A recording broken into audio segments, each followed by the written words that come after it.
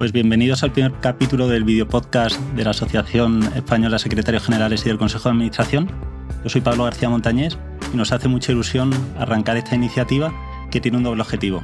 Por un lado, profundizar y conocer mejor novedades en el ámbito del gobierno corporativo y segundo, poder conocer más en profundidad también a nuestros invitados, que son siempre profesionales de primer nivel. Y en esta ocasión nos acompaña Gloria Hernández Aler, socia de Finreg y amiga de hace muchos años. Y muchísimas gracias, Gloria, por acompañarnos en esta puesta de largo. Gracias a ti, Pablo, por invitarme. Pues si te parece nos metemos en materia, que la idea es que el podcast sea reducido en tiempo, aunque tenemos muchas cosas que comentar. Y la primera, si nos puedes contar tu trayectoria profesional, tus orígenes y... Bueno, pues una trayectoria ya larga, ¿no? Porque la primera cosa es lo rapidísimo que pasa el tiempo. Me parece de locos que lleve trabajando ya desde el año 2000, ¿no? En el año 2000, además, mi primer trabajo fue en la Bolsa de Madrid, donde es lo más cerca que he estado de la secretaría de un consejo de administración a título personal, porque allí trabajaba en la asesoría jurídica de la Bolsa y tuve el puesto también el cargo de vicesecretaria del Consejo de Administración de la Bolsa de Madrid. Y la verdad es que empecé ahí por casualidad. Yo había opositado a abogado del Estado, suspendí. Y sí, pues oposité 2-3 años a abogado del Estado, suspendí y mis preparadores tenían contacto con el entonces director de la asesoría jurídica de Bolsa, Jaime Aguilar, y me ofrecieron hacer una entrevista. Yo realmente no sabía nada de derecho financiero, que después es a lo que he dedicado mi vida, y pues me cogieron y ahí pues empecé a aprender pues qué es el IBEX 35, que era una sociedad de valores, una agencia de valores, y ya desde el principio la verdad es que este mundo financiero del gobierno corporativo me apasionó. De la bolsa tuve la oportunidad con una beca Fulbright de irme a Estados Unidos y me hice un máster en Derecho de Mercado de Valores y regresé. Y ya el resto de mi carrera profesional he estado en prestación de servicios profesionales, en firmas, ¿no? Primero aterricé en Quatre Casas, que fue una época también fantástica. Ahí tenía de jefe a Jesús Mardomingo, también con quien sigo manteniendo una muy buena relación. Y un montón de compañeros que ahora están dispersos, ¿no? Y ostentan distintos cargos en compañías y entidades financieras de primer nivel. En un departamento que era muy puntero en aquellos entonces, pero se llama Banca, Seguros y Entidades Financieras, ¿no? Lo había montado Eduardo Ramírez y ahí estábamos un grupo de abogados, que, como digo, ahora estamos dispersos. Sí, en Quatre Casas, Eduardo. Se ha jubilado ya. Bueno, Eduardo se ha jubilado ya recientemente, pero se ha jubilado. Ya, seguro que está haciendo 1000 cosas, pero del despacho creo que se ha jubilado. Y de ahí me fui a Deloitte, donde me ofrecieron una oportunidad que era montar y dirigir el departamento de regulación financiera en Deloitte, que ahí es donde te conocí. Yo era inicialmente la directora y luego fui socia muchos años de regulación financiera y recuerdo que Sara Gutiérrez Campiña, que es ahora una de mis socias, ¿no? Me empezó a decir, hay un chico de mercantil que quiere hacer regulatorio. Y dije, bueno, pues vamos a conocerle, ¿no? Y ahí también empezamos a trabajar Pablo y yo juntos, ¿no? Que la verdad fue una época también divertida. Muy, muy entretenida. Y después de estar 9 años en Deloitte, pues cosas de la vida, ¿no? Junto con Sara Gutiérrez Campiña y Úrsula García, que eran 2 compañeras de Deloitte, pues sentimos la necesidad de montar una firma, ¿no? Nuestra. Hablamos en aquellos entonces con Jorge Ferrer, que entonces estaba trabajando en KPMG y era amigo nuestro de la época de Quatre Casas.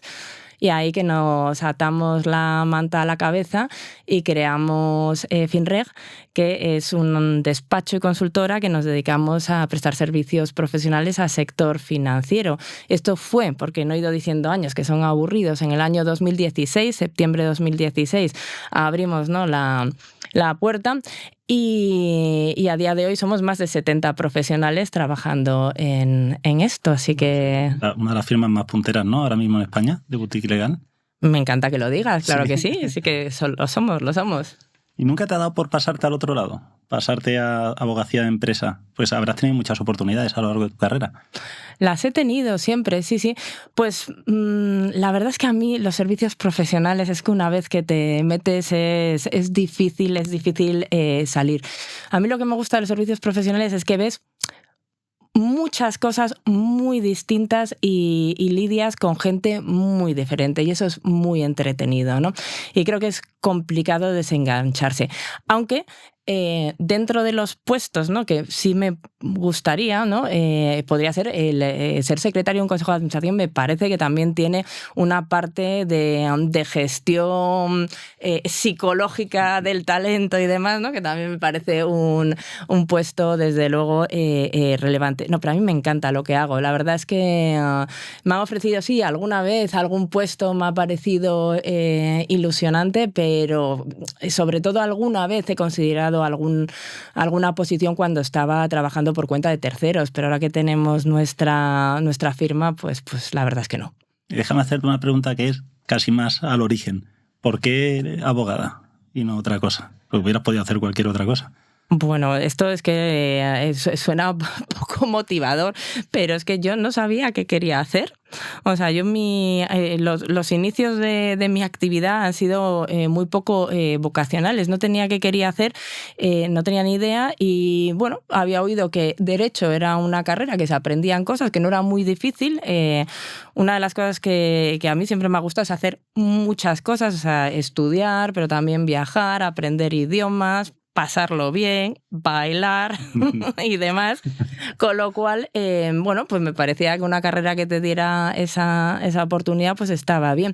Y ya desde segundo es que me encantó, entonces ya empecé a estudiar mucho y me empezó a ir muy bien. Yo casi todo lo que me ha pasado en la vida en temas profesionales ha sido suerte, ¿no? Porque también en la bolsa caí por una relación de uno de mis preparadores con el jefe de la asesoría jurídica.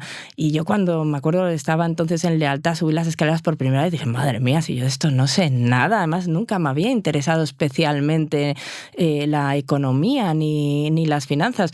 Pero de nuevo empecé a estudiar, a aprender, a conectar una cosa con otra, y ahora me parece que es apasionante, ¿no?, saber de esto. ¿Y qué tal la experiencia de tener tu propia firma?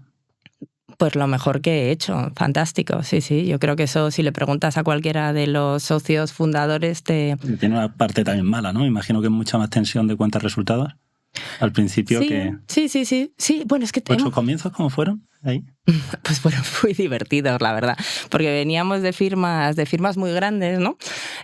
Donde tenías una infraestructura pues importantísima, ¿no? Entonces yo me acuerdo que estábamos ahí un día, Sara y yo, que habíamos montado, ¿no? También al pobre Jorge le teníamos frito montando las mesas de IKEA, porque nuestras primeras mesas eran de IKEA, y estamos ahí de tal imprimiendo, porque era antes de la pandemia, claro, 2016, cuando todavía las propuestas se llevaban impresas, ¿no? Y se nos acabó el papel y nos miramos como diciendo, bueno, ¿y ahora qué hacemos, no? Porque ¿a quién se lo pedimos esto, no? Y entonces, pues poco a poco, ¿no?, el ir montando una infraestructura. Yo recuerdo cuando vino la primera staff manager, ¿no?, la persona que nos empezó a gestionar pues este tipo de cosas, de los proveedores, ¿no?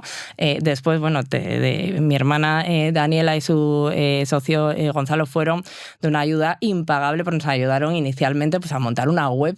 Yo en ese momento, o sea, en el momento en que vi una web, dije, la idea existe, ¿no? O sea, si no hay web, algo no está como el aire, ¿no? Yo cuando ya vi los servicios en una web, eso me pareció fantástico.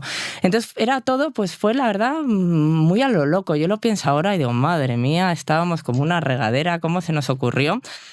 Y parte de vuestro éxito es porque habéis hecho las cosas distintas, creo. Corrígeme, sí, no, porque habéis seguido dando la misma calidad que las firmas grandes, pero le habéis dado un toque un poco más fresco, ¿no? Más distinto.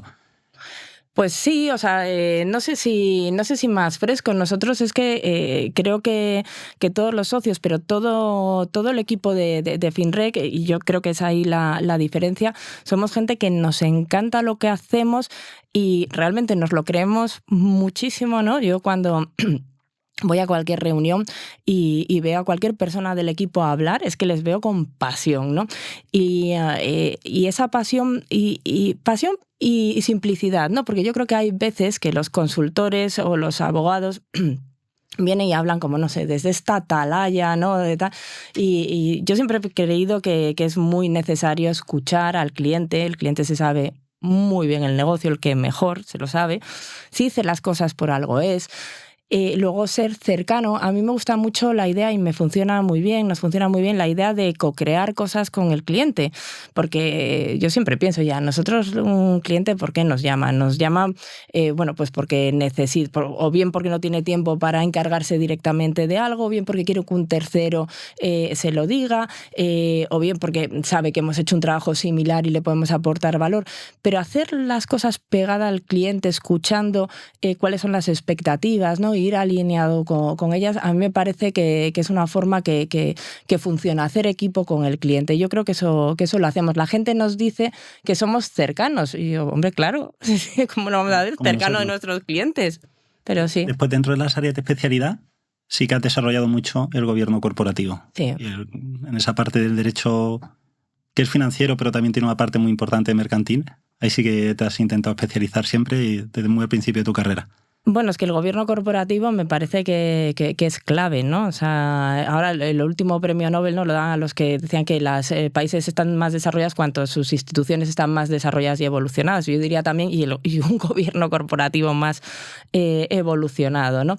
En el sentido de que una empresa, o sea, además, el gobierno corporativo determina después el funcionamiento y, digamos, la cultura de la totalidad de la empresa.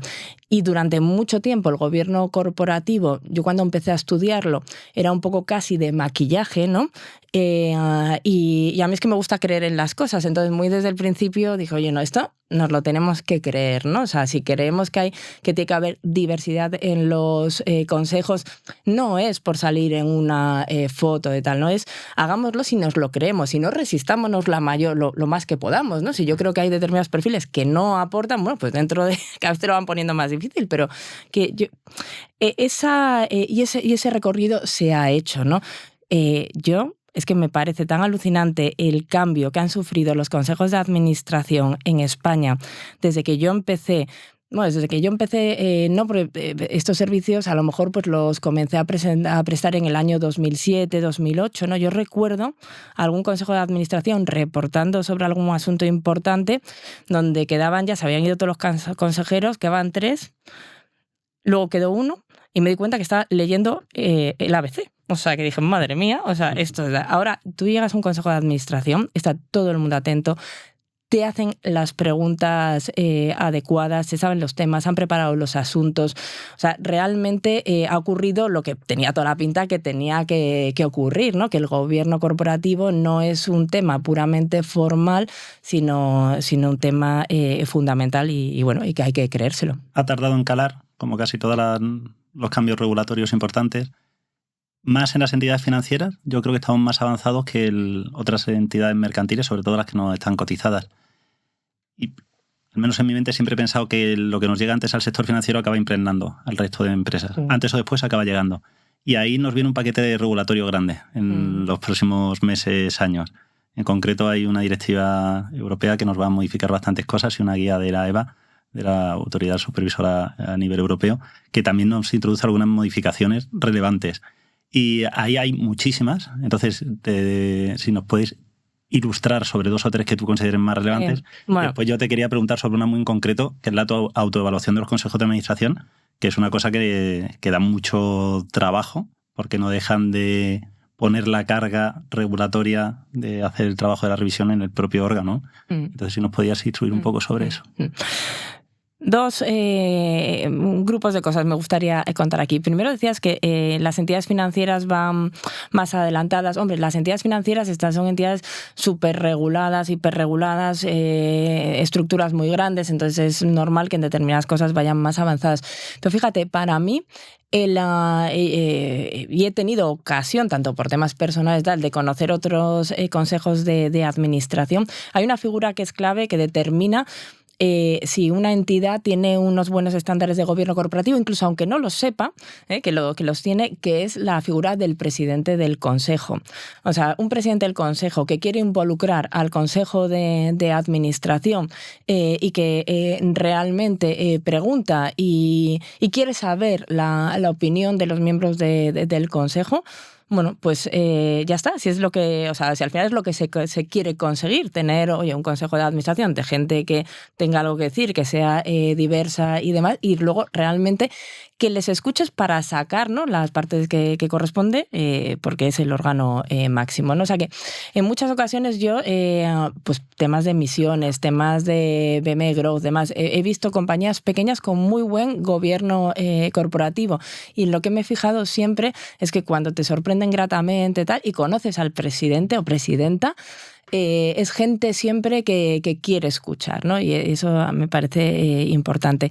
Y en la parte financiera, bueno, pues esto es un no parar, ¿no? En la regulación financiera pues es terrible. La verdad es que la palabra suena mal, pero es terrible. Ahora vamos a dar gracias, ¿no? Porque parece que finalmente la Comisión va a sacar una serie de propuestas, ¿no? Además el texto lo conocemos el día 19 de marzo, o sea que en breve, sobre la simplificación y la unión del ahorro y las inversiones, con ánimo de que aligerar un poco también la carga de reporting y regulatoria. Vamos a ver en qué queda todo esto. Sí, pero los nuevos requisitos de solvencia, de la normativa de solvencia, pues hacen otra vuelta de tuerca más a las entidades financieras, poniendo el foco en la gobernanza, porque en las entidades de crédito, si la gobernanza no va bien, puede tener repercusión, ¿no?, en la parte más de solvencia y prudencial, ¿no? Así que, pues yo te diría que la novedad más importante, sin perjuicio de que las guías de la EBA y demás son importantes, para mí es un borrador de guía del Banco Central Europeo que recoge, ya no es una guía, recoge lo que llaman expectativas supervisoras y una serie de ejemplos de buenas prácticas y malas prácticas que realmente son muy exigentes y que están requiriendo a todas las entidades hacer un análisis y un gap respecto de su modelo actual de gobierno. Y esta guía se refiere tanto al gobierno del órgano de administración del Consejo como de los departamentos de control, es decir, auditoría interna, riesgos y cumplimiento normativo. Hay un montón de novedades. Pero te cojo si quieres la de la autoevaluación. La de la autoevaluación. Bueno, la autoevaluación sale mencionada en esta guía del BCE, pero la autoevaluación del Consejo de Administración pues es una buena idea, ¿no? El punto es que es una buena idea. Sabéis que las entidades financieras tienen la obligación de una vez al año hacer una evaluación del Consejo de Administración, y en el caso de las sociedades cotizadas se establece por recomendación, no viene en normativa imperativa, sino que viene en el Código de Buen Gobierno, la conveniencia de cada 3 años hacerlo con ayuda de un externo.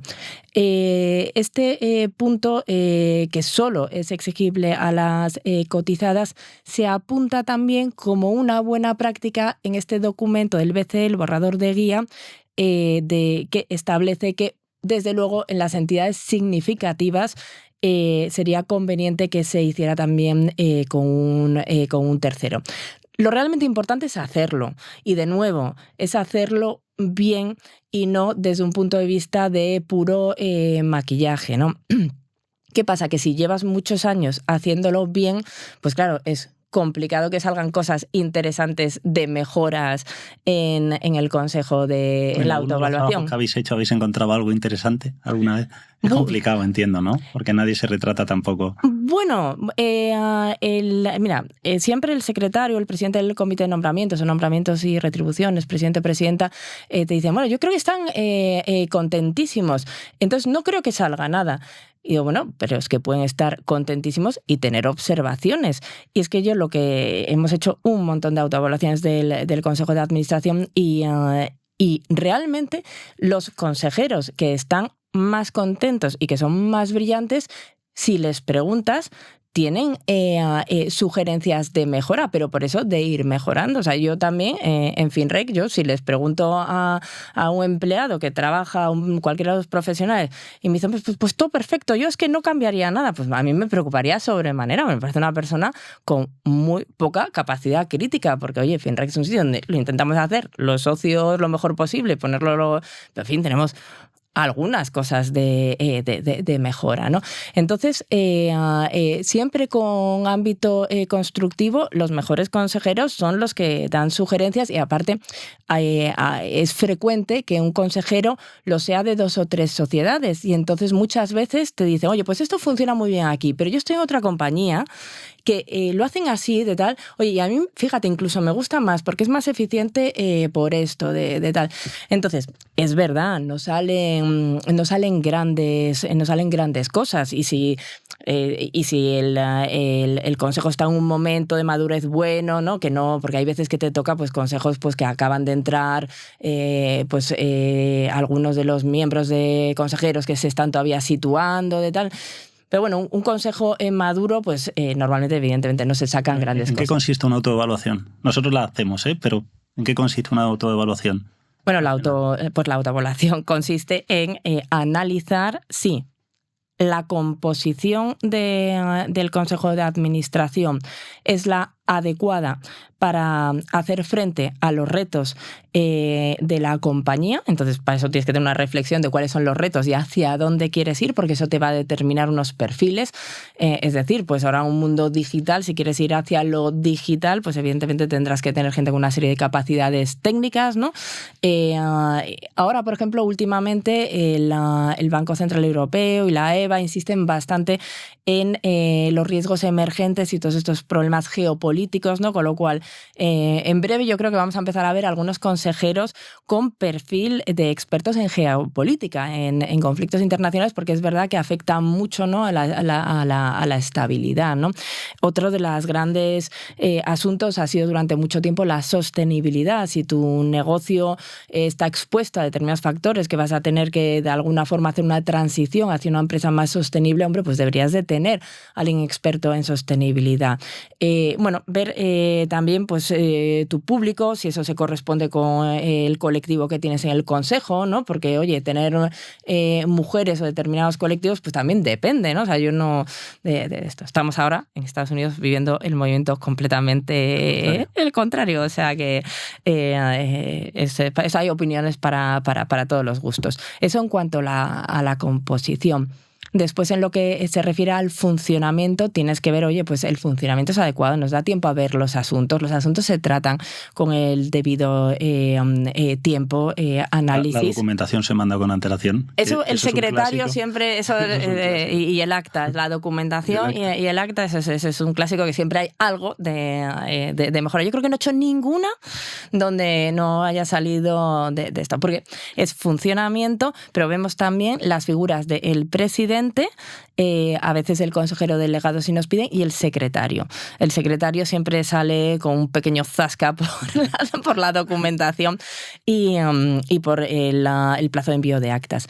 En el funcionamiento vemos también el aspecto clave del debate, ¿no? De cuán preparados van los temas. Ahí hay cosas bonitas, ¿no? Aspectos bonitos a ver entre cómo funcionan las distintas comisiones y el consejo en su totalidad, porque tienes que buscar un equilibrio entre no volver a repetir lo mismo que has hecho en la comisión de auditoría, en el consejo, pero tampoco puedes absolutamente delegar determinados temas en las comisiones, buscar ahí la forma de encajarlo y después, pues efectivamente esas personas clave que son el presidente, el consejero delegado y el secretario, ¿no? Y los presidentes de las comisiones también lo solemos.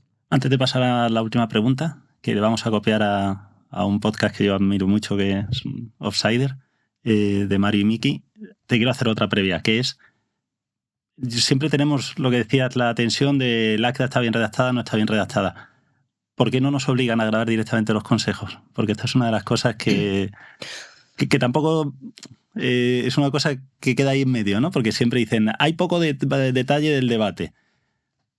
Pues no lo digas muy alto, porque esto en MiFID ya ha pasado, ¿no? O sea, en MiFID conversaciones telefónicas han obligado a grabarlas. Aparte, esto es una cosa que se hace muy desigual en la Unión Europea, porque hemos cotejado con algunos colegas de otras jurisdicciones, y en España, en cambio, lo tenemos entre ceja y ceja lo de grabar. O sea, que no lo digas muy fuerte porque esto puede ocurrir.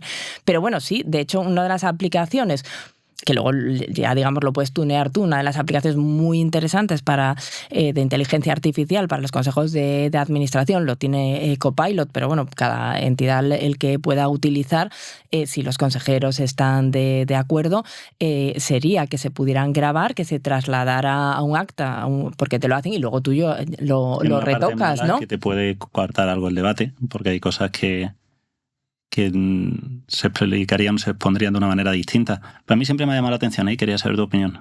Porque yo creo que habría un lobby porque nos parece, bueno, y porque ya sería yo la verdad es que lo veo un poco una injerencia en exceso grande, ¿no? O sea, al final, es que también, o sea, yo soy una convencida del gobierno corporativo, pero también soy una convencida de que nos estamos volviendo un poco locos en bajar al detalle y a pedir una serie de cosas a la guía del BCE.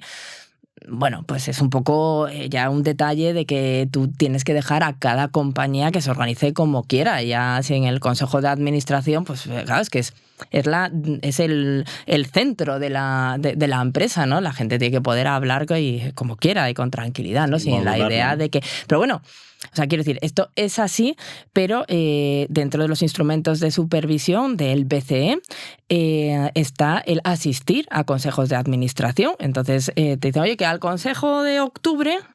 que va a ir ahí alguien ya se pone todo el mundo guapo. Y ahí. Pero se nota, fíjate, o sea, el supervisor sí tiene el ojo entrenado, y los suyos que lo tenga porque supervisa, ¿no? Notas perfectamente. Si nosotros cuando hacemos la autoevaluación notas los consejos que funcionan perfectamente de aquellos que tienen, bueno, pues alguna fragmentación por algún momento. Y se nota, por mucho que evidentemente todos, ¿no?, ese día quieran salir en la foto estupendos. O sea que poco a poco. Pues Gloria, deberíamos ir terminando. No sabes lo que te agradezco que hayas venido. Te hago la última pregunta. ¿A quién crees que podemos invitar para pasar un rato como el que hemos pasado contigo? Bueno, para pasar un rato yo creo que mejor todavía, ¿no? Hilando con mi historia, porque coincidí con él no coincidí con él, le sustituí en mi primer trabajo. Yo te diría que puedes entrevistar a Javier Zapata de Emisores Españoles. Esa puede ser una entrevista muy divertida. Y pueden salir muchísimas cosas, ¿eh? Porque ahí Javier, lo dejo. Además es un hombre que no huye de la polémica, no, de opiniones fuertes. Pues Gloria, muchísimas gracias por haber venido y muchas gracias a todos los que nos habéis visto hoy y esperamos veros un próximo día. Muchas gracias. Gracias.